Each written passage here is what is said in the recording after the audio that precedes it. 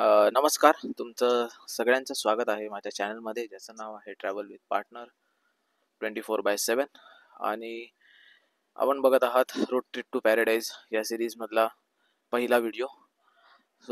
पहिला व्हिडिओ असा असेल की जे पण आपण ट्रिपसाठी प्रिपरेशन केलं, काय गोष्टीची काळजी घेतली, कसं तयारी केली, याची थोडक्यात माहिती असेल. आता पण मी गाडीत आहे. बट या व्हिडिओचं स्पेशल गोष्ट अशी आहे ना, की हा व्हिडिओ मी शूट करतोय आमची ट्रिप कंप्लीट झाल्यावर. जेणेकरून तुम्हाला पूर्ण माहिती देता येईल मला की कशी आम्ही तयारी केली आणि एक्झॅक्टली तयारी करताना ज्या गोष्टी कॅरी केल्या किंवा जे काही घेतलंय त्यापैकी कुठल्या गोष्टींचा एक्झॅक्टली आपल्याला जो आहे प्रॉपर यूज झाला थ्रू आउट या ट्रिपमध्ये. चला बघूया आपण त्या काय काय गोष्टी आहेत. आणि त्याची एक लिस्ट बनवली आहे. त्या लिस्टचं PDF तर मी शेअर करेलच व्हिडिओमध्ये, पण स्क्रीनवर देखील तुम्हाला यापुढे आता ती लिस्ट दिसेल.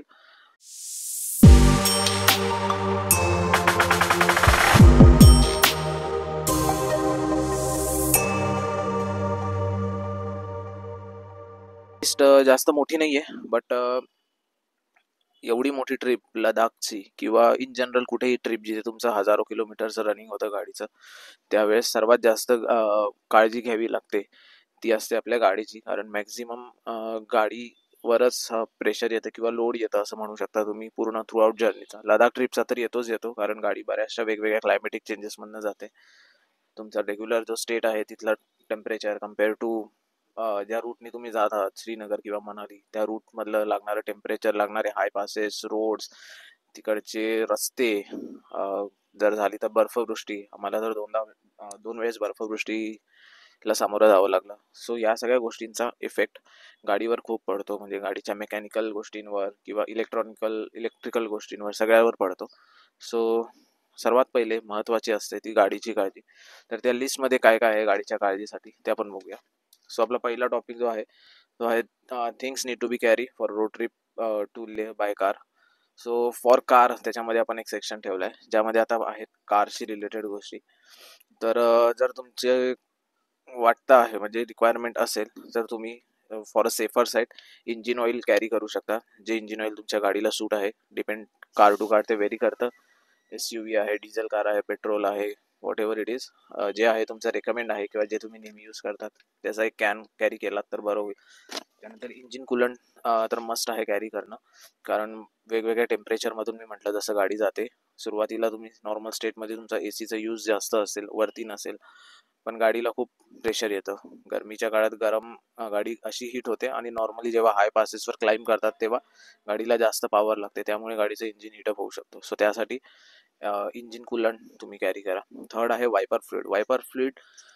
तर आपल्याला मार्केटमध्ये छोटे छोटे जे पॅकेट येतात ते तुम्ही कॅरी करू शकता. हार्डली 20 रुपये 30 रुपये समथिंग मिळत असेल. त्यात मारुतीचं पण येतं आणि ॲब्रो कंपनीचं पण येतं. जे तुम्हाला लोकली अवेलेबल असेल ते तुम्ही घेऊ शकता. या कूलंटचा उपयोग मी एकदा केला होता. इथून फर्स्ट डेची जी आमची जर्नी होती टुवर्ड्स रतलाम आणि तिथून रोहतक, याच्यामध्ये आम्हाला थोडं रोड खराब म्हणजे नॉर्मली कन्स्ट्रक्शन चाललेले रोड लागले.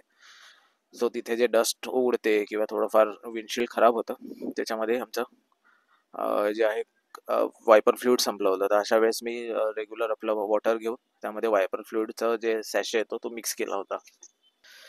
थर्ड आहे puncture repair kit. Puncture repair kit matter करतं की तुमच्या टायरची कंडिशन काय आहे त्याच्यावर. मी लिस्टमध्ये इन्क्लूड केलं आहे, बट मी कॅरी नव्हती केली. मी माझ्या गाडीच्या टायर कंडिशनला ओळखून होतो, कशी आहे, काय आहे, किती पर्सेंटेज आहे. त्यामुळे मी कॅरी नव्हतं केलं. इन्स्टेड ऑफ पंक्चर किट, जर तुमचं टायर्सची कंडिशन चांगली आहे जशी माझ्या गाडीची होती, तुम्ही आपला जो 5th पॉईंट आहे टायर इन्फ्लेटर ते कॅरी करू शकतात. नंतर येतं fuel funnel to fill the fuel in your car. Funnel सर्वात महत्त्वाची गोष्ट आहे, कारण या ट्रिपमध्ये तुम्हाला सगळीचकडे पेट्रोल मिळेलच असं नाही. तुम्ही पेट्रोल टँक नेहमीच फुल करत जा जिथे पण तुम्ही थांबाल, किंवा ॲटलिस्ट पेट्रोल पंपावर ही इन्क्वायरी करा की याच्या पुढचा पेट्रोल पंप किती किलोमीटरवर आहे. जर तो तुमच्या रीचमध्ये असेल, तुमच्या गाडीचा फ्यूल इकॉनॉमी आणि किती फ्यूल तुमचा म्हणजे कॅरी करू शकतो, फ्यूल टँक किती लिटरचा आहे त्याच्यावर डिपेंड आहे. तो जर असेल प्रॉपर तर तुम्ही नक्कीच फ्यूल अप करा आणि फ्यूल फनेल पण कॅरी करा. आणि त्याच्याच पुढे जातो आपला extra set of headlight bulb. तुमच्या गाडीत जे पण जर रेग्युलर कार असेल जी हॅलोजन लाईट बल्ब सोबत येत असेल तर तुम्ही ते कॅरी करू शकता. नेक्स्ट आहे जेरी कॅन. प्लॅस्टिक ड्रम, आता जेरी कॅन मध्ये दोन ऑप्शन आहेत. एक जे येतात बाईक सोबत, जे proper Jerry can kind of असतात मेटलचे, बट ते खूप कॉस्टली असतात. मी ऑनलाईन सर्च केले होते. सो मी जे कॅरी केलं तो प्लास्टिक ड्रम होता, ज्याच्यामध्ये तुम्ही 10 लिटरचा ड्रम होता. बेसिकली मार्केटमध्ये 5, 10, 20 या रेंजमध्ये तुम्हाला मिळतात. सो तुम्ही तुमच्या रिक्वायरमेंट प्रमाणे करू शकतात. माझ्या गाडीचं फ्यूल टँक आणि माझ्या गाडीचा ॲव्हरेज कन्सिडर करून मी 10 लिटरचे 2 घेतले, कारण ते स्पेस सेवर सुद्धा होतात कम्पेअर टू एकदम 20 लिटरचा मोठा घ्यायचा आणि त्याची जागा जाणार वगैरे वगैरे. सो 10 लिटरचे 2 घेतले. आणि पूर्ण ट्रिपमध्ये मला फर्स्ट टाइम जेव्हा मी फिलअप केलं ते मनाली टू लेह हायवेमध्ये केलॉंगला केलं होतं, कारण केलॉंगपासून लेहपर्यंत तुम्हाला मध्ये कुठेच जे आहे फ्यूल पंप मिळणार नाही. आणि आय थिंक 1-2 पास सुद्धा लागतात. तांगलांगला लागतो आणि अजून एक कुठला लागत असेल. सो अशा वेळेस जर तुमच्या गाडीमध्ये फ्यूल कमी असेल किंवा एक्स्ट्रा फ्यूल नसेल तरी शिवू शकतो. इथे लागला. आणि सेकंड टाइम जो लागला तो न्योमामध्ये लागला. सो केलॉंगमध्ये मी एकच ड्रम भरला होता, साधारण 8-1 लिटरपर्यंतच भरलं. फुल भरलं नाही, कारण रोड खराब असल्यामुळे ते बाहेर यायचे चान्सेस असतात आणि बाहेर येत पण होतं. सो तिथे भरला. आणि दुसऱ्यांदा न्योमामध्ये भरला तेव्हा मी दोन्ही कॅन हाफ हाफ भरले. म्हणजे माझे 10 लिटरचे आहेत तर me around 5-6 litre per can petrol carry केलं होतं, कारण न्योमापासून परत पुढे हानले उमलिंगला पास जातात तर पेट्रोल पंप नाही आहेत. आणि रिटर्नमध्ये तुम्हाला हानलेवरनं परत न्योमालाच यायचं आहे तर तुम्हाला न्योमामध्येच आहे. आणि न्योमा टू हानले अंतर सुद्धा 70 आहे आणि तिकडून उमलिंगला पास अजून 70-80 किलोमीटर आहे. सो या सगळ्या सर्किटमध्ये फिरण्यासाठी एक्स्ट्रा पेट्रोल कॅरी केलेलं कधीही चांगलं.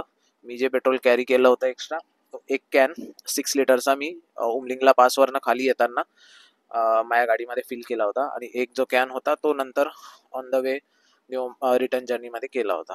सो जेरी कॅन किंवा प्लॅस्टिक ड्रम जे काय तुमचं बजेट असेल त्यानुसार तुम्ही कॅरी करू शकता. दुसरा आहे jumper cable. So jumper cable खूप महत्त्वाची आहे. इन केस असा काही इन्सिडन्स झाला आणि जिथे इलेक्ट्रिकल फेल्युअर झालं तुमच्या गाडीचं, किंवा सडनली तुम्ही एखाद्या हॉल्टवर थांबला आहात आणि रात्रभरात तुमच्या गाडीची एखादी लाईट वगैरे काही चालू राहिली आणि बॅटरी ड्रेन झाली, तर जम्पर केबल खूप महत्त्वाची आहे. कारण धक्का मारून स्टार्ट करण्यापेक्षा जम्पर केबलने स्टार्ट केलेली कधीही चांगली. म्हणजे त्रास कमी होतो फिजिकली आणि गाडी लवकर स्टार्ट होते. आणि त्यात जर तुमची गाडी ऑटोमॅटिक असेल माझ्यासारखी तर ते धक्का स्टार्ट तर थोडंसं डिफिकल्ट टास्क आहे. माहीत नाही तो होतो पण की नाही, मी तर कधी ट्राय केला नाही आणि पाळी आली नाही आणि सदैवने येऊ पण नाही. पण जम्पर केबल कॅरी करा. इन केस तुमच्यासोबत असा काही इन्सिडेंट झाला नाही, मला पण वापरायची गरज नाही, पण इतर कोणाला लागलीच गरज तर ते हेल्पफुल होतं आपल्यासाठी पण त्यांच्यासाठी पण. कारण आपल्यासारखे ते पण कुठून तरी लांबून ट्रॅव्हलिंग करत आलेले असतात आणि नो मॅन्स लँडवर कुठे अडकले आणि त्यांची गाडी बंद पडली किंवा कुठल्या डेस्टिनेशनवर थांबले आणि मी म्हटलं तसं एखादी इंटिरियर लाईट चालू राहिली किंवा काही झालं आणि इश्यू आला तर ते हेल्पफुल होऊ शकतं. दुसरं आहे old newspaper for multiple use.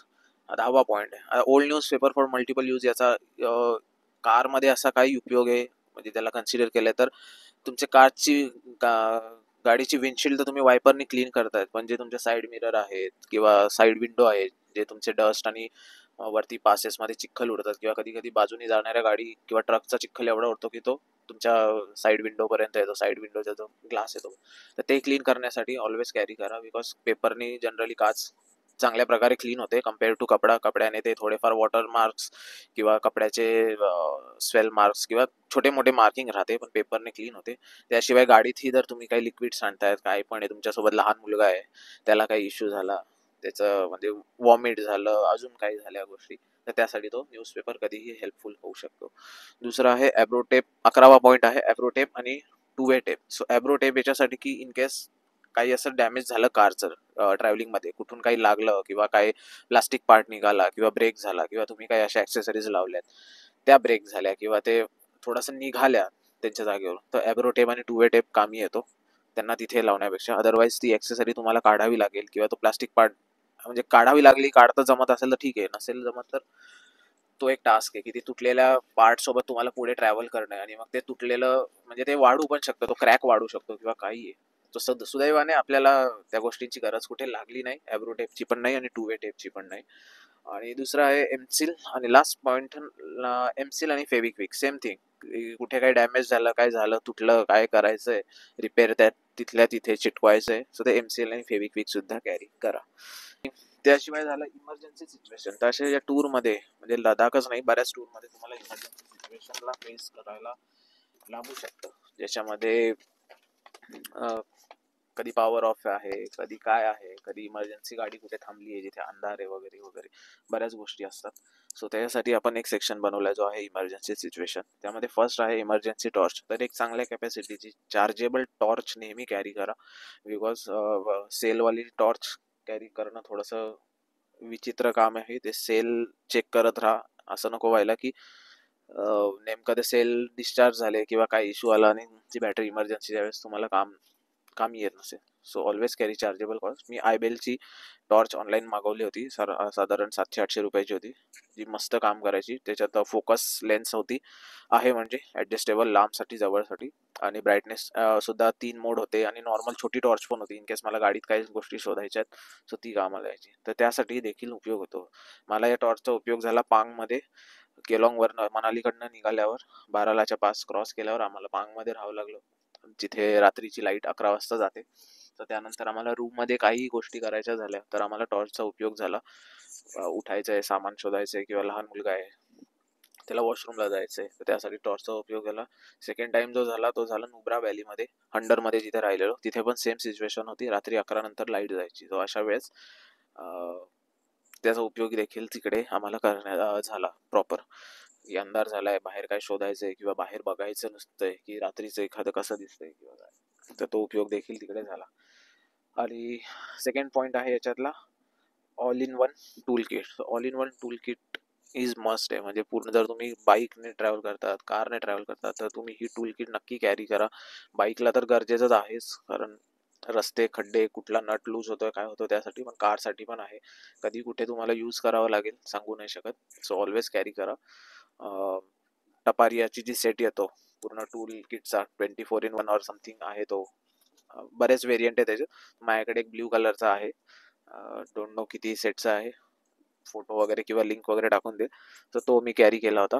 त्याची पण मला कुठे गरज नाही लागली की कुठे काय स्क्रू टाईट करायचा आहे, कुठे टायर ओपन करायचं आहे किंवा काय काय, पण इमर्जन्सीसाठी असलेला नेहमी बरा. कधी कुठे काय लागेल डोंट नो.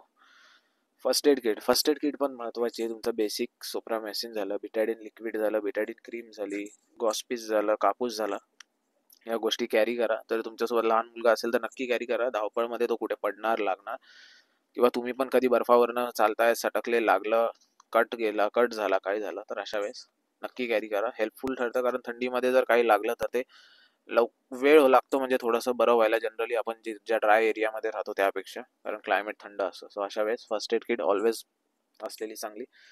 त्यानंतर आहे एक्सटेन्शन बोर्ड. तर एक्सटेन्शन बोर्ड महत्त्वाचा यासाठी आहे ना की बऱ्याचशा हॉटेलमध्ये तुम्हाला मल्टिपल पॉईंट्स नाही आहे. म्हणजे एखादा टीव्हीचा पॉईंट आहे, बेडच्या साईडला 2 साईड टेबलचे पॉईंट आहेत, साईड टेबलला 2 पॉईंट आहे, एवढेच पॉईंट असतील, जास्त त्याच्यावरून काय पॉईंट नाही देत. सो अशा वेळेस जर तुम्ही मल्टिपल गोष्टी कॅरी करताय ज्या तुम्हाला चार्ज करायच्या आहे, जसं एक तर तुमचे तुम्ही जेवढे लोक आहात, फॉर एक्झाम्पल एक कपल जरी आहे तर त्यांचे 2 फोन झाले, तुमचे अजून काही डिव्हाइसेस असतील, जसं आता कॅमेरा आहे, लॅपटॉप आहे. लॅपटॉप पण आम्ही कॅरी केला होता सगळा डेटा सेव्ह करण्यासाठी. सो लॅपटॉप चार्ज करायला लागायचा.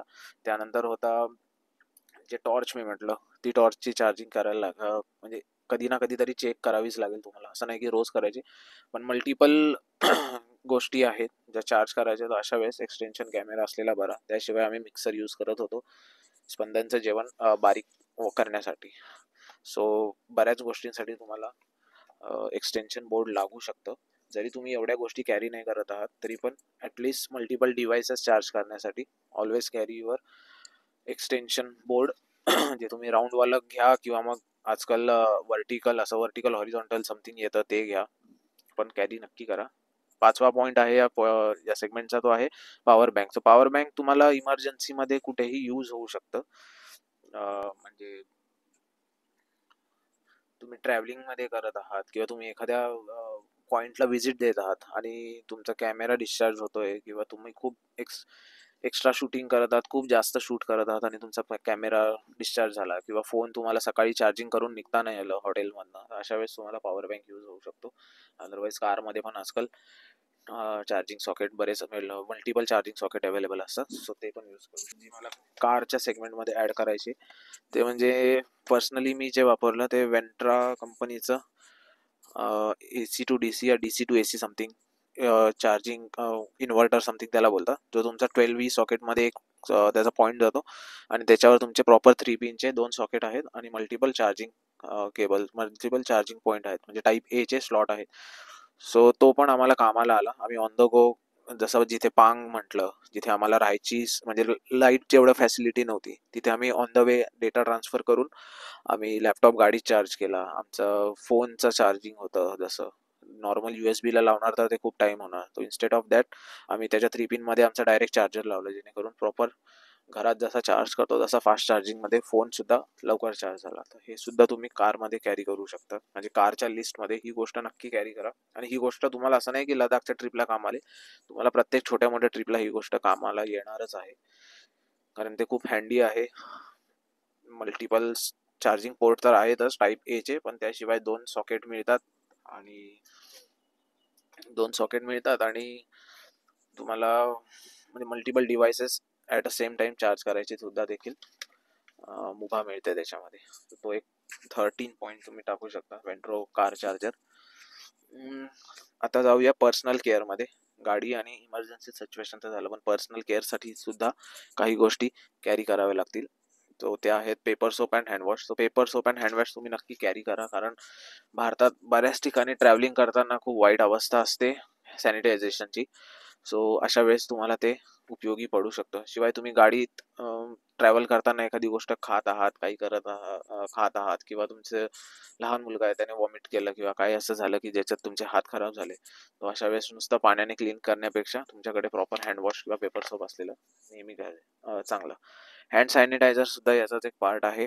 दरवेळेस हात धुण्यापेक्षा जर पॉसिबल नसेल तर छोटा हँड सॅनिटायझर कॅरी करा, जेणेकरून त्याचा यूज करून तुम्ही पुढच्या गोष्टी करू शकता. So P safe for using public toilet. P safe नावाचा एक प्रोडक्ट येतो ॲमेझॉनवर वगैरे. मी घेतला नव्हता, सो तुमच्या रिक्वायरमेंट प्रमाणे तुम्ही घेऊ शकता. सो प्रत्येकाचा पर्सनल चॉईस आहे, घ्याल तर चांगलंच आहे. तो एक स्प्रे येतो, जो तुम्ही जेव्हा पण लेडीज स्पेशली वॉशरूम यूज करतात तेव्हा तो WC वर स्प्रे करून काही सेकंद थांबलात तर तो त्या एरियाला सॅनिटाईज करतो, म्हणजे सिटिंग एरियाला सॅनिटाईज करतो, आणि मग तुम्ही वॉशरूमचा यूज करू शकता. त्यासाठी तो प्रोडक्ट आहे. त्यानंतर आहे ब्लॅक सनग्लासेस. ब्लॅक सनग्लासेस बऱ्याच लोक म्हणतात की कॅरी करा, तुम्हाला बर्फावरचं रिफ्लेक्शन खूप जास्त होतं, त्रास होतो डोळ्यांना, etcetera etcetera. But to be honest, मी स्पेशली म्हणजे मी स्पेशली बर्फात कधी सनग्लासेस वापरलेच नाही. म्हणजे माझा तर चष्मा आहे, मी पॉवरचे सनग्लासेस देखील बनवले होते, पण मी ते कधी वापरले नाही. मी ते मुंबई टू मनाली आणि नंतर रिटर्नमध्ये श्रीनगर टू तुमचा जो खालचा भाग आहे परत मुंबईकडे, उलट त्या जर्नीमध्ये जास्त वापरले, कारण कंटिन्यूस हायवेवर चालतोय आणि कडक ऊन आहे राजस्थान मध्य प्रदेश, तेव्हा ते गरजेचं वाटलं. पण जेव्हा डोंगरात होतो तेव्हा तिकडचं ॲक्च्युअल सृष्टी सौंदर्य बघण्यासाठी मी सनग्लासेस नाही वापरले, कारण आपण जे नॅचरल कलर आहे ते सनग्लासेसमध्ये दिसणारच नाही. ऑब्व्हियसली तुम्हाला सगळं काळं दिसणार आहे बाहेर. सो मला तो एक्सपिरियन्स करायचा होता. अगेन हा तुमचा पर्सनल चॉईस आहे. जर तुम्हाला नाही आहे सवय तेवढं ब्राईटनेसचं आणि सतत बाहेर फिरण्याची, उन्हात फिरायची, तर तुम्हाला नक्कीच त्या गोष्टीचा त्रास होऊ शकतो. बट अदरवाईज मला पर्सनली असं झालं नाही. जिथे पण आम्ही डोंगरात फिरलो, जिथे बर्फ होता, काही होतं, तिथे मी कधीच सनग्लासेस वापरले नाही. जी काय नॅचरल ब्युटी होती ती आपल्या जे नॅचरल विजन आहे त्याच्यानेच बघितली. सो तो एक प्रकारे आपण मोमेंट कॅप्चर केल्यासारखं आहे. सो लक्षात राहणार ते हिरवळ, ते डोंगर, ते ब्राईट निळं आकाश जे नॉर्मली बाकी राज्यांमध्ये किंवा खालच्या भागात आपल्याला दिसत नाही, आणि ते ढग आणि ते मध्येच चेंज होणार क्लायमेट, तो सफेद पांढरा शुभ्र बर्फ, आणि त्याच्यामध्ये मधून कुठून तरी थोडासा वितळला आहे तो डोंगरातून दिसणारे खडक वेगवेगळ्या रंगाचे. सो मी प्रेफर केलं की सनग्लासेस नाही वापरले. दुसरं जाऊया portable mirror. Again personal choice आहे. गाडीला आजकाल सनवायझरला मिरर असतोच. सो रेडी व्हायचं आहे तर लेडीज तिथेही रेडी होतात. जेंट्सला रेडी होण्यासाठी असं काही मोठं गरज नाहीये. आणि रूममध्ये जर नसेल तर पोर्टेबल मिरर करू शकता, पण जनरली आजकाल सगळ्यात छोट्या मोठ्या रूममध्ये मिळतं. पांगमध्ये आम्ही एका शेल्टरमध्ये राहिलेलो, त्याच्यामध्ये पण आम्हाला मिरर मिळाला होता. आणि क्लायमेट एवढं भयानक असतं की या सगळ्या गोष्टी जनरली जेंट्सच्या तर लक्षात पण येत नाही, की भांग पाडलाय, पावडर लावले, काय केलंय. फक्त एवढं होतं की कोल्ड क्रीम लावा, सनस्क्रीम लावा आणि फटाफट बॅगा भरून निघून जायचं. तुमच्या चॉईसवर आहे. दुसरा आहे पोर्टेबल गॅस फॉर कुकिंग. इथे मी लिस्टमध्येच ऑप्शनल मांडले, कारण कसं आहे, तो माझ्यासोबत लहान मुलगा होता, त्याला खायला आम्हाला बनवायला लागायचं. तो बाहेरचं जास्त काही खायचं नाही. बेसिक त्याचं जे खाणं होतं ते आम्हीच बनवायचो. बाहेरचे छोटं मोठं स्नॅक्स आयटम किंवा थोडंसं आमच्याच प्लेटमधलं खायचं. तर त्यासाठी आम्ही केला होता. सो याच्यामध्ये तुम्ही LPG गॅस कॅरी करू शकतात. आम्ही LPG केला होता किंवा बुटेन गॅसचा जो कुक सेट येतो कॅम्पिंगचा तोही करू शकता. इश्यू असा आहे की स्पेसिफिक अटल टनलमधून जाताना तुम्हाला LPG किंवा पेट्रोल कॅरी करू नाही शकत. सेफ्टी रिझन, इन केस काही इन्सिडेंट झाला तर टनल खूप लांब आहे. बाकी बुटेन गॅस असेल तर तो अलाव करतात. हे मी लोकली इन्क्वायरी करून माहिती देतोय, म्हणजे असंच नाही काही पण बोलत आहे. सो माहिती देतोय. पण लकीली तुमचं लक चांगलं असेल, त्या दिवशी चेकिंग नसेल तर तुम्ही वाचा जसं आम्ही वाचलो.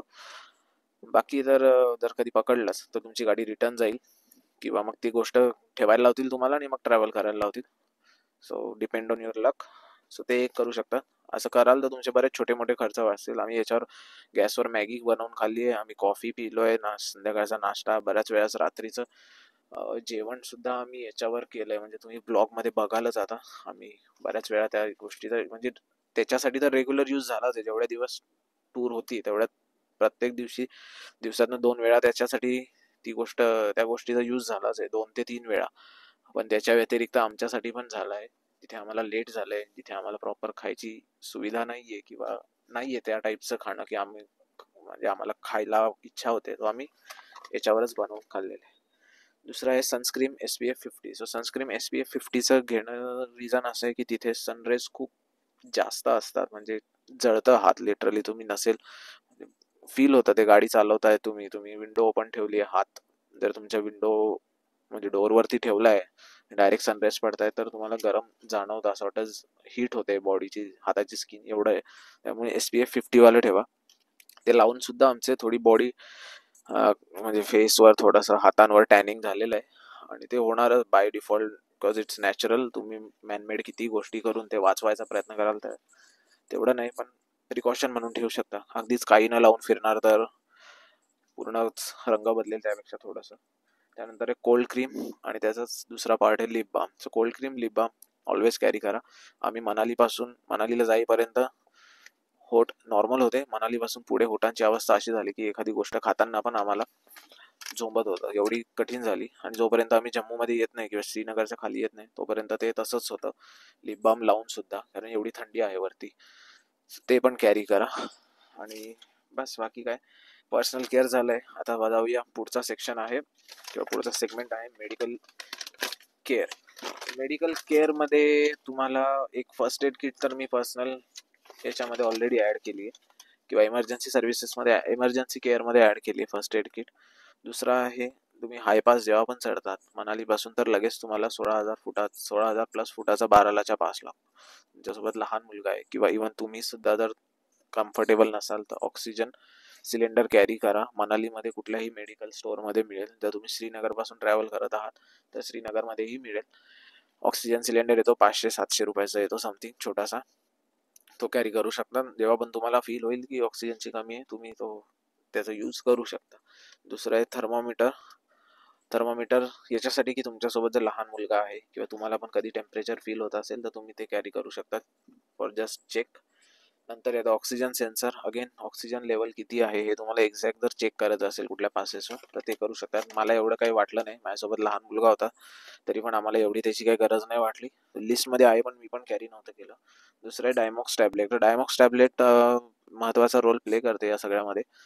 म्हणजे तुम्हाला ती स्वस्तात देखील मिळते आणि मेडिकलमध्ये मिळते, विदाऊट प्रिस्क्रिप्शन मिळते आणि त्याचा डोसेज सुद्धा मेडिकलवाले सांगतील. आम्ही मनालीमध्ये घेतली होती, सो आम्हाला त्यांनी डोसेज सांगितलं होतं की before visiting any passes 12 hour before तुम्हाला घ्यायची आहे. सो आम्ही तर ती 12 तासा घेणं आधी शक्य नव्हतं कारण आम्ही जायच्या जस्ट आधी घेतली होती. पण कॅरी करा, कुठे ना कुठे काहीतरी तर फरक पडतच असेल आणि precaution is always better than cure, तसं येते.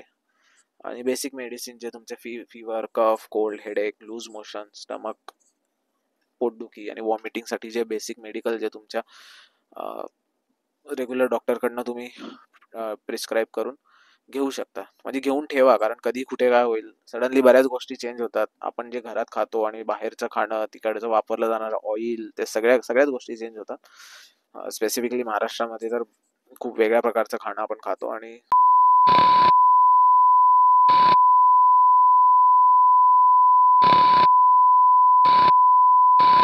काही कारणास्तव कॅमेऱ्यामध्ये काही बिघाड झाल्यामुळे पुढचा व्हिडिओ शूट नाही झाला. सो तो मी आत्ता शूट करत आहे. मेडिकल हेल्थकेअरपर्यंत पोहोचलो होतो आपण. त्याच्यामध्ये आपण बोलत होतो की बेसिक मेडिसिन्स वगैरे कॅरी करा, कारण आपलं फूड वगैरे सगळं चेंज होतं. महाराष्ट्रात ज्या पद्धतीचं जेवण आपण जेवतो आणि बाहेर ज्या पद्धतीचं जेवण आपल्याला मिळतं किंवा जे तेल वापरलं जातं याबद्दल आपण बोलत होतो. सो त्यामुळे पोटाचे आजार होऊ शकतात. त्यामुळे छोट्या मोठ्या मेडिसिन तुमच्याजवळ नक्की कॅरी करा. लहान मुलगा असेल नसेल, पण बेसिक मेडिसिन कॅरी करणं इज मस्ट आहे. आणि यानंतर आता आपण जाणार आहोत आपल्या पुढच्या सेगमेंटमध्ये, जो आहे clothes need to be carry. तर क्लोथ्स नीड टू बी कॅरीमध्ये आपल्याला काही गोष्टींचं खास म्हणजे लक्ष द्यावं लागेल कपड्यांच्या बाबतीत, कारण बेसिक कपडेसुद्धा चांगले असणे महत्त्वाचं आहे त्यात या पूर्ण प्रवासामध्ये. तर पहिला पॉईंट आहे थर्मल्स. थर्मल्सचा उपयोग पर्सनली मी घेऊन गेलो होतो, पण झाला नाही. थर्मल्स डिपेंड करतो तुम्ही कुठल्या क्लायमेटमध्ये जातात. तुम्ही एक्स्ट्रीम थंडीमध्ये जात असाल तर तुम्हाला थर्मल्स हे लागतील. जर एक्स्ट्रीम थंडी नसेल, जसं आम्ही गेलेलो मे महिना होता, मे एंड होता, तर त्यामध्ये तुम्हाला थर्मल्सची एवढी गरज नाही लागणार. 1-2 ठिकाणं आहेत, पांग जिथे खूप थंडी होती, -2च्या खाली टेम्परेचर गेलं होतं, आणि दुसरं होतं हानले. पण मोस्टली हानलेला थोडंसं बेटर क्वालिटीचा स्टे मिळाला होता, म्हणून मॅनेज झालं. हानलेला थोडा आम्हाला त्रास झाला, पण ठीक आहे, मॅनेज होऊ शकतं. तर थंडीत जात असाल तर घ्या, किंवा सेफर साईड घेऊन ठेवा. जर तुम्हाला थंडी सहन झालीच नाही तर ते यूज होईल. दुसरं आहे लाईट वुलन जॅकेट. तर light woollen jackets against specifically May एंडमध्ये जूनमध्ये जात असाल, जूनच्या स्टार्टिंगला तरच लागेल. अदरवाईज जसं जसं उशिरा जाल तसं वुलन जॅकेट्स किंवा याची गरज नाही लागणार. लाईट वुलन जॅकेट्स म्हणजे आपले नॉर्मल जे स्वेटर्स वगैरे येतात थोडेसे लांब हाताचे, ते घेऊ शकतात. ज्याच्याने तुमचं बेसिक ट्रॅव्हलिंग वगैरे, जर तुम्ही एखाद्या मनाली, लेह या सिटीत थांबताय जिथे टेम्परेचर 2-4 डिग्री सेल्सिअस आहे, तिथे तुम्ही ते वुलन जॅकेट घालून सिटीमध्ये संध्याकाळी किंवा रात्री फिरू शकता. तिसरा आहे वुलन कॅप आणि नॉर्मल कॅप. नॉर्मल कॅप तर आपलं कल्याण किंवा मुंबई टू मनालीपर्यंत, किंवा तुम्ही श्रीनगर रूटने जात असाल तर श्रीनगर रूटपर्यंत जाण्यासाठी लागेल. आणि वुलन कॅप म्हणजे मंकी कॅप जी येते आपली, किंवा कानटोपी ज्याला म्हणतो, ज्याच्याने आपले कान झाकले जातात प्रॉपर, त्यावाल्या कॅप आहेत. त्या तुम्ही कॅरी करू शकता, जेणेकरून कानाला डायरेक्ट हवा लागणार नाही. जरी तुम्ही गाडीमध्ये बसला आहात, विंडो ओपन केल्या आहेत, पण कानटोपी घातली असेल तर तुम्हाला म्हणजे थंडीमुळे हेडेक किंवा अजून कुठला सर्दी वगैरे याचा त्रास होणार नाही. चौथा पॉईंट आहे वुलन सॉक्स. वुलन सॉक्स तर मस्ट आहे, म्हणजे गरजेचेच आहे. तुम्ही कुठल्या पण सीझनमध्ये जा, कारण सर्वात पहिले थंड पाय पडतात, कारण बऱ्याच ठिकाणी फ्लोरिंग तुम्हाला कार्पेट टाकलेलं नसेल काही बऱ्याच ठिकाणी. म्हणजे जसं आम्ही आता मनालीला होतो, मनालीला हॉटेल चांगलं होतं, थंडी तेवढी नव्हती, पण फ्लोर आपले टाईल्स असल्यामुळे, सिरामिक टाईल्स असल्यामुळे थंड पडतात आणि पाय थंड होतात. तर अशा वेळेस तुम्हाला वुलन सॉक्स असलेले बरे. रात्री झोपताना म्हणा, पांगमध्ये कार्पेट होता तरी पण थंडी एवढी होती की पाय थंड पडायचे, आणि वॉशरूमला जाण्यासाठी वगैरे आम्हाला जेव्हा खाली पाय ठेवायला लागायचा तेव्हा ते खूप पेनफुल होतं, म्हणजे थंडीमुळे त्रास व्हायचा पायाला. तर अशा वेळेस पांग, हानले, लेह किंवा नुब्रा व्हॅलीत तर एवढं नव्हतं, पण बऱ्याच ठिकाणी तो आम्हाला बऱ्यापैकी थंडी होती. तर अशा ठिकाणी तुम्ही वुलन सॉक्स घाला, ते तुमच्या पायाला संरक्षण देतील. दुसरा आहे जनरल क्लोथ्स लाईक. 5वा पॉईंट आहे general clothes like jeans, T shirt आणि हुडीज.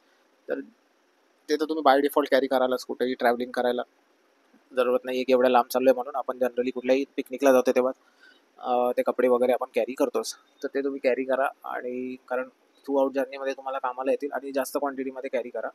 बिकॉज प्रॉब्लेम काय होतो, तुम्ही एवढ्या थंडीत कपडे कुठे वॉश करू शकत नाही. असं पण बाय डिफॉल्ट कुठल्या हॉटेलमध्ये अलाऊ पण नसतं.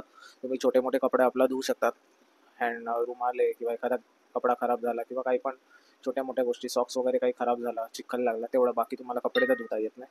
सो एवढे कपडे कॅरी करा की तुमचा कपडे रिटर्न तुम्हाला घालायची वेळ आली नाही पाहिजे. कारण सुरुवातीच्या काळात जे कपडे घालाल ते घामाने भिजलेले असतील, आणि वरती जाऊन जे कपडे घालाल ते जरी घामाने नसले तरी तिकडे डस्ट वगैरे असणार. रस्ते खराब आहेत, डस्ट उडत राहते. कुठेही पॉईंटवर जाल तिथे डस्ट असणार, हवा सुटते, खराब हे होणारच आहे. तर जेवढ्या दिवसाची ट्रिप आहे तेवढ्या दिवसाचे तरी ट्राय करा, ॲटलिस्ट त्याच्या 75% तरी डेजचे कपडे कॅरी करायला. आणि 6वा पॉईंट आहे, लास्ट आहे, गुड क्वालिटी शूज और हायकिंग शूज. तर गुड क्वालिटी शूज तुम्हाला जशी सवय आहे त्यानुसार घ्या. स्पोर्ट्स शूज नका घेऊ, कारण भिजले तर ते सुकणार नाही पाहिजे. तर फॅब्रिक असतं, त्याच्यामुळे जर कुठल्या बर्फात किंवा कुठल्या पाण्यात, नदी, कुठे थोडंसं नदी क्रॉसिंग आलं, काही आलं, छोटासा ओढा जरी क्रॉस करायचा आणि तिथे भिजला तर तो सुकणार नाही पहिली गोष्ट या पूर्ण प्रवासात, जोपर्यंत तुम्ही गरमीच्या भागात येत नाही, गरम भागात येत नाही. तर ते टाळा. हायकिंग शूज किंवा जे जाड सोल असतो, असा हायटेड सोल असतो, असे घ्या, जेणेकरून तुम्ही बर्फात किंवा असं छोटे मोठे ओढे क्रॉस करायला जरी पाय पाण्यात पडला, किंवा बर्फात जास्त खोलवर पाय थोडा गेला, तर ते तुमचा शूज भिजणार नाही, असे शूज बघा. हायकिंग शूज तर वेल अँड गुड आहे, बट हायकिंग शूज एका ट्रिपसाठी घेणं आणि नंतर त्याचं ठेवून देणं किंवा किती तुम्ही त्याचा यूज करा त्यावर डिपेंड आहे. मी तर घेतलं नाही, मी माझ्या सँडलवरच पूर्ण जर्नी केली. मी बर्फात कुठेही मला जायचं असेल, नुब्रा व्हॅली, जेवढे पण पॉईंट आम्ही व्हिजिट केले आता तुम्ही बघाल पुढे, ते सर्व मी सँडलवर केले आहेत. मी ॲक्शनचे शूज होते माझे जाड सोलवाले, लाईक वुडलँड, बट मी ते घातले नाही. काही फरक नाही पडला एवढा, ठीक आहे, मॅनेजेबल आहे. तो पण एक वेगळा एक्सपिरियन्स होता. पाय गारटतायत बर्फाने, थंड बर्फ पडतोय तेव्हा तुम्ही चालताय, पाय गारटतायत, ठीक आहे, पेनफुल एक्सपिरियन्स होता, तो पण महत्त्वाचा. तर या होत्या आपल्या clothes need to be carry या सेक्शनमधले पॉईंट्स. आता याच्या पुढे आहे मोस्ट इम्पॉर्टंट टिप्स, त्या पर्सनली मला वाटतात की मी तुम्हाला दिल्या पाहिजे, जे मी माझ्या थ्रू आउट जर्नीच्या एक्सपिरियन्सवरनं तुम्हाला आता देणार आहे. सो बघूया मला काय काय वाटलं ते आपण एकदा या व्हिडिओत बघूया. तर मोस्ट इम्पॉर्टंट टिप्समध्ये पहिला आहे, kindly please service your vehicle from authorise service centre or your trusted mechanic. तर आपल्या कारची सर्व्हिस नक्की करा निघण्याच्या आधी. बेसिक जे काय सगळे engine oil, brake oil, coolant आणि एक्सेट्रा एक्सेट्रा जे काय तुमच्या गाडीला लागत असेल त्या सगळ्या गोष्टी रिप्लेस करा. कुठल्याच गोष्टी मॅनेज होऊ शकतात म्हणून ठेवू नका, किंवा थोडंसं सर्व्हिस एक्सपेन्सिव्ह जाते म्हणून त्याच्याकडे दुर्लक्ष करू नका. जर सर्व्हिस सेंटरला देत असाल तर काहीच प्रॉब्लेम नाही, ट्रस्टेड मेकॅनिक असेल तरीच काही प्रॉब्लेम नाही, पण अननोन पर्सनकडनं कुठल्याही प्रकारची सर्व्हिस नका करू, कारण पुढे रिस्क होऊ शकते, प्रवास खूप लांबचा आहे. Check your car's tyres condition from authorise tyre dealer, tyre alignment आणि रोटेशन बॅलन्सिंग वगैरे. तर टायरचं कंडिशन अगेन चेक करून घ्या, कारण मी सुरुवातीलाच म्हटलं एकदम, कार सर्वात मेजर पार्ट आहे जो तुमचा या थ्रू आउट ट्रिपमध्ये होणार, तुमचा एक महत्त्वाचा रोल प्ले करणारी गाडी आहे. टायरला बऱ्याच गोष्टी सहन कराव्या लागतात, सो टायर चांगले असणे कधीही महत्त्वाचं आहे या पूर्ण किंवा यासारख्या कुठल्याही ट्रिपमध्ये जिथे हजारो किलोमीटर तुम्ही जाणार आहात अशा वेळेस. जे काही तुमचं टायर अलाइनमेंटचं शेड्यूल आहे ते एकदा चेक करा, काय काय होऊ शकतं, काय करायचं आहे, किती बाकी आहे, किती किलोमीटर नंतर करायचं आहे, रोटेशन वगैरे, व्हील बॅलन्सिंग सगळ्या गोष्टी करून घ्या. नंतर replace your cars viper blade before trip. तर हे तर मस्ट आहे, नक्की करा. जरी तुम्ही लास्ट इयरच केला असेल, जसं आता नॉर्मली मेमध्ये या सगळ्या ट्रिप होतात, जरी तुम्ही लास्ट पावसाळ्यात केला असेल तरी तुम्ही करा, कारण मी सुद्धा केले होतं आणि बॉशचे वायपर ब्लेड टाकले होते मी माझ्या गाडीला. तरी पण 6200 किलोमीटर नंतर आज मला परत पावसाळा चालू झाला आहे महाराष्ट्रात, तर मला माझे वायपर ब्लेड बदलावे लागले. त्यामध्ये हलकीशी कट आलेला आहे, त्यामुळे पूर्ण 100% पाणी वाईप आऊट होत नाही विंडशिल्डवरनं. सो ते मस्ट आहे, कारण सगळ्या गोष्टी तुमच्या काचेवरच पहिले पडणार आहेत. म्हणजे जे डस्ट उडणार आहे, वरतून जो बर्फ पडेल, पाऊस पडेल, काही गोष्टी जे पडतं, मग पुढच्या गाडीचा जे चिखल उडेल ते सुद्धा तुमच्या गाडीच्या पहिले विंडशिल्डवरच येतं आहे. त्याच्यामुळे नक्की ते रिप्लेस करून टाका. Check car's engine oil level, brake oil level, coolant. हे तर मी पहिलेच म्हटलं सर्व्हिस करताना, तर ते जर सर्व्हिस कराल तर या सगळ्या गोष्टी तुमच्या चेक होणारच आहेत.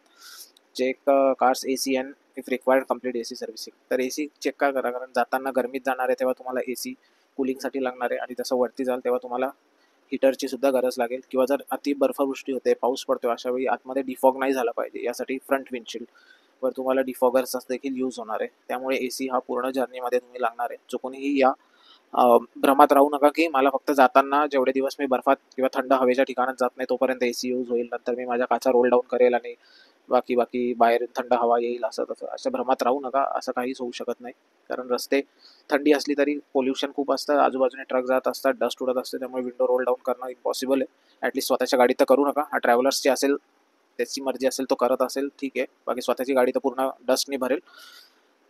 तर त्यामुळे ACचं सर्व्हिसिंग करा, AC फिल्टर चेंज करा, कूलर ACचं जे गॅस आहे त्याची लेवल वगैरे चेक करून घ्या, सगळं चेक करून घ्या आणि मगच प्रवासाला सुरुवात करा. Do complete health checkup. हे पर्सन टू पर्सन मॅटर करतं. जर तुम्हाला वाटतंय की तुम्हाला गरज नसेल तर तुम्ही नाही करू शकत. जर तुम्हाला वाटतंय की नाही, एवढा मोठा प्रवास आहे, हाय अल्टिट्यूडवर जायचे, ऑक्सिजनची लेवलची कमी होऊ शकते, एक्सेट्रा एक्सेट्रा, तर तुम्ही पूर्ण तुमचं हेल्थ चेकअप करून घ्या. जे काय असेल तो रिझल्ट येईल. जर गरज असेल तर डॉक्टर त्याप्रमाणे तुम्हाला थोडंसं ॲडवाईससुद्धा देईल, काय करावं काय नाही करावं ते तुमच्यावरच आहे.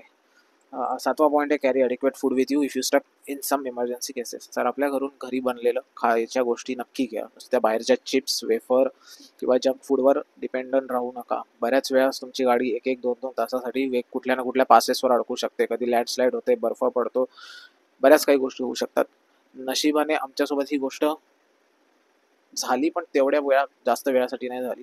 पहिल्यांदा खारदुंगला पास चढताना झाली, लेह टू खारदुंगला खूप बर्फवृष्टी झाली, टायर स्किड होत होते, त्यामुळे बर्फ एवढा झाला की टायर स्किड व्हायला लागले. त्यामुळे आमचा रस्त्याचं जे रस्ता थांबवला होता, बंद केला होता, पण लोकल्स ड्रायव्हरसुद्धा होते, त्यांनी हळूहळू लोकांची हेल्प करून गाड्या काढायला मदत केली. सो तो एक पार्ट होता. आणि रिटर्न जर्नीमध्ये जेव्हा द्रासवरून निघालो आणि आम्हाला लास्ट आय थिंक कुठला पास लागतो, तो एक नाव टाकून देईल मी याच्या खाली, जोजिला पास आहे, तो लागला. तेव्हा तिथे पण खूप बर्फवृष्टी झाली, एवढी झाली की लिटरली 1 ते 1.5 तासासाठी आमची गाडी जो द्रास टू जोजिलाचा जो एंट्रन्स आहे म्हणजे या साईडचा, तिथेच आमची गाडी थांबवली होती. बऱ्याच गाड्या थांबवल्या होत्या, एवढं बर्फवृष्टी होती. आणि कम्पेअर टू खारदुंगला इथे जास्त होती. बघायला गेलं तर खारदुंगला जास्त उंच आहे जोजिलापेक्षा, पण वातावरण असं ड्रास्टिक चेंज झालं की इथे बर्फवृष्टी. अशा वेळेस आमच्याकडे सकाळची वेळ होती, पण आमच्याकडे खायच्या गोष्टी होत्या, त्यामुळे आम्हाला तेवढा त्रास नाही झाला. लकीली आम्ही 1 तास कधी अर्धा तास एवढ्याच थ्रूआउट ट्रिपमध्ये एवढंच अडकलो. पण तुमच्यासोबत जर काही झालंच, अडकलात, गाडीचं फेल्युअर काही झालं, तर तुम्ही गाडीत असताना सर्व्हाइव्ह करण्यासाठी खाण्यासाठी गोष्टी नक्की ठेवा. कधीच डिपेंड राहू नका मी एखाद्या ठिकाणावरनं घेईल, कारण मोस्टली सगळ्या डोंगराळ भागात सगळ्या गोष्टी तुम्हाला मोर दॅन MRP मध्ये सेल केल्या जातात. दुसरं आहे, हां, लास्ट पॉईंट आहे, keep first aid kit with you. First aid किटबद्दलचं मी ऑलरेडी आपल्या वरच्या पॉईंट्समध्ये सांगितलंच आहे, मेडिकल किंवा पर्सनल केअरमध्ये सांगितलेलंच आहे. फर्स्ट एड किट तर ती तुम्ही नक्की कॅरी करा, कारण ती लागेलच.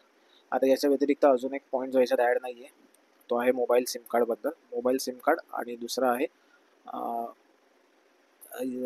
जे आपलं परमिटचं असतं, जे परमिट इश्यू होतं टुरिस्ट लोकांना लेह गव्हर्नमेंटकडून. तर पहिले US सिम कार्डवर. जो SIM card unlike Jammu Kashmir इकडे सुद्धा पोस्टपेड सिम कार्ड चालतात.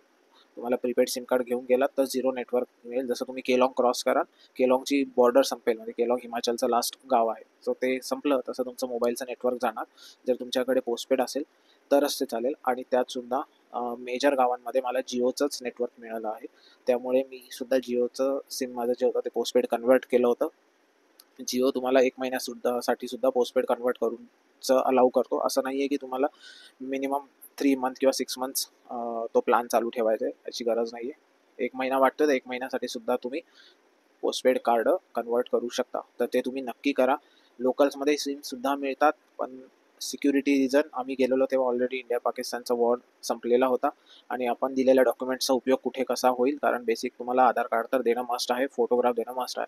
सो कुठे कसा काय उपयोग होईल, वॉर सिच्युएशन असो या इन जनरल असो, जर गरज नसेल तर सिम कार्ड घेऊ नका. आपलं जिओचं कार्ड असेल, नॉर्मली आजकाल बऱ्याच लोकांकडे जिओचं कार्ड आहेच, म्हणजे फॅमिलीमध्ये किंवा स्वतःजवळ मल्टी सिम असेल तर मल्टी सिम कार्ड यूज करत असाल तर एक कार्ड तर जिओचं असतंच मोस्टली, तर ते करा.